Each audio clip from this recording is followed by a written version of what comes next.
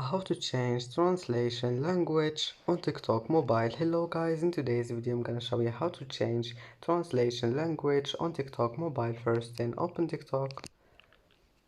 Here you will find profile, click on it and then click these three lines in the top corner.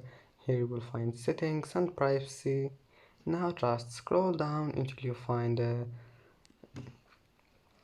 language, click on it and now click translation language. And here all you need to do is just select any language you want here and click on it, like this one, Espanol, and then click done.